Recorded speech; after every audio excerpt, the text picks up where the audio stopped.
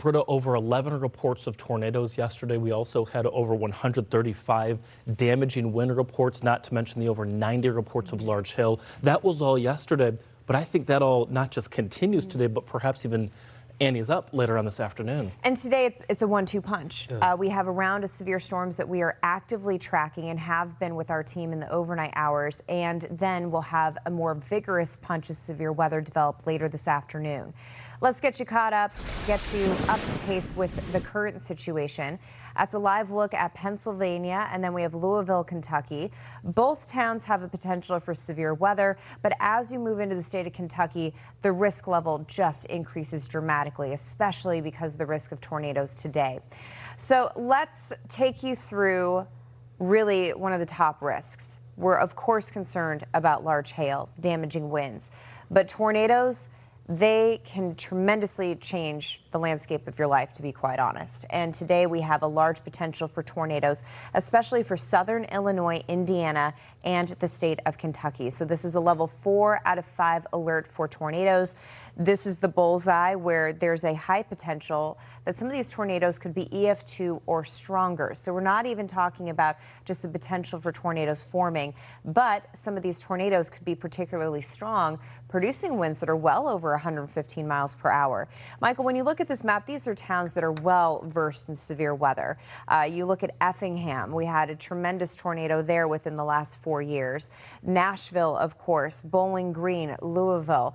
So folks, you know the protocol. You just need to be ready to react and know that this morning's round is not the end of it. Yeah, I mean, you think about even just a few years ago, you think about Mayfield, for example. Yeah. It's not just the tornadic threat there, but also with all of the rain that they're going to see, there's also a flash flood threat here too. Lots of lightning, concerned about power outages due to that. And those storms are revving up right now, but as we mentioned, even between, I'd say, 2, generally after lunchtime, 2 to about 7, 8 p.m.-ish or so, I think we'll see that next surge, and that could be really dangerous. So as you mentioned, a 1-2 punch in storm.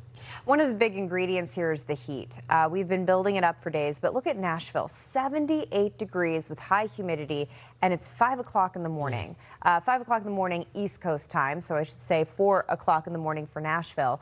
Here's the active warnings that we're tracking. They're right on the border of Kentucky, Illinois, and Indiana. We also have one in Arkansas.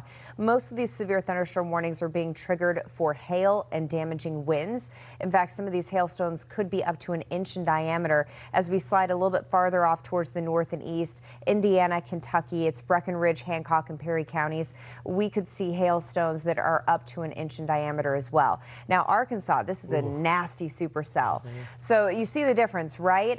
More of a linear shape, which those storms are still ferocious across parts of Kentucky and Indiana this morning, but this is a big thunderstorm between Batesville and Tuckerman, Arkansas. Yeah, this, by the way, I was looking at the National Weather Service saying that this is racing toward the northeast at 55 miles per hour. So you look at just the forward speed of that, and then the fact that this could produce winds in excess of 50 miles per hour, and you could be talking about 60, 70, 80 mile per hour winds associated with this, not to mention some really perhaps sizable hail.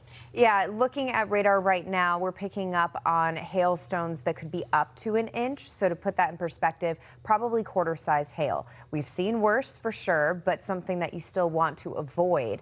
We do have a severe thunderstorm watch out until 9 a.m. local time. So again, this will take us through the morning commute. And please know, it is not the only round. We're going to get hit again in areas like Paducah, Louisville as we go into the afternoon. And at that point, we're going to have a lot more juice to the atmosphere. So these hailstones will be larger. We have about quarter-size hail this morning. It could be egg size or baseball size as we go into the afternoon. So let's go through that evolution, right? Here's the snapshot of the morning commute. Nasty for sure. But then as we go into the afternoon, look at all these discrete thunderstorms that are bubbling up in the heat of the day. Those thunderstorms will be able to rotate. They'll be able to produce tornadoes as well as large damaging hail. This is 7 p.m. Look at the line of storms from Indianapolis all the way down towards Jonesboro. Yeah, this is going to be a dangerous sort of mid-afternoon, and an late exhausting afternoon. stretch. And an exhausting stretch, especially after everything that you're fighting through this morning. So a lot that we're going to be keeping our eyes on, not just today, but also in the days ahead. I want to show this to you, of course, Oklahoma City, Oklahoma. This, of course, being the capital of the Sooner State. Storms have been popping up across the plains and Midwest all week. And, Britta, it's going to be one of those things where in the days ahead, we look forward to Sunday, we look forward to Monday, and then into next week. I mean, we have severe storms an outlook for severe weather from the Storm Prediction Center every day through early next week. Now, Sunday, there's a reset. I mean, we're shifting regions for our focus. All right, that's exactly it, too. You're looking live right now in OKC. This, of course, being Oklahoma City, Oklahoma, the capital. And here's the thing, as Britta mentioned, right now, 56 degrees, fair skies being reported. So right now we're doing just fine. I actually think that today in Oklahoma City and tonight look really good. The problem is that as we head toward this upcoming weekend, here's where that threat zone starts to set up, and you can see it taking shape on Sunday. And again, it includes Oklahoma City, includes Wichita Falls. You head up into Colby, Kansas area, and these are areas where, unfortunately, Britta will start to set the stage, as you mentioned, for that round of severe storms. And look what happens by Monday into the start of the work week. Omaha down toward Wichita Falls, Dallas, Fort Worth, the Metroplex again, in line for seeing severe storms. That system progresses a little further toward the east, and you're starting to see the pattern here that the Central Plains really going to be under the gun this upcoming work week. Well, and by Tuesday, we start throwing in areas like Paducah, our hotbed for today. So today on a Friday, you get Saturday, Sunday, Monday off. You get 3 days off for Kentucky and Tennessee before you're right back in the threat for early next week. So we're watching this big upper level low kind of ejecting out of the Rockies. This is a classic severe weather setup for the Central Plains. You have all of that moisture streaming in from the Gulf, the cooler, drier air off the Rockies, and then you get that classic clash zone.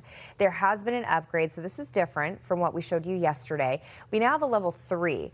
The fact that the Storm Prediction Center is bumping this up to a level 3 on a Friday for a Sunday event, I can almost promise you we will have another upgrade by Sunday. It's just when they do that, they are giving us a heads up as meteorologists that this is a setup that they have a lot of confidence in, that there's a lot of ingredients that are present for explosive severe weather.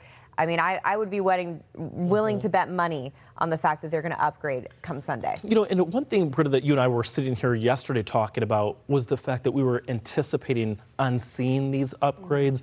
So this is not a surprise to us at all, as we mentioned even today.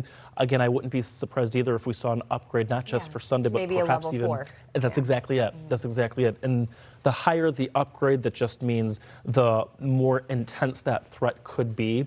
The higher potential for large tornadoes, especially considering that we're talking about traditional tornado alley. The supercell development that we see in Kansas and Oklahoma is very different than any part of our country. And so when you start looking at all the ingredients showing you that that is possible, it's a little bit of a gut punch because you can produce some really scary thunderstorms in the Central Plains. Absolutely. They just have all that room to grow. It's just it can be a really, really intense area of the country. And it's not just on Sunday, but look at on Monday too, from Omaha down to Dallas, Fort Worth. Again, in the lion's cage, if you will, 2 out of 5. Wouldn't be surprised if we possibly saw an upgrade here too, given the time frame on this. So Sunday, Monday, and then I want to jump ahead real quick to Tuesday. Here's kind of what we look at, by the way, on Monday.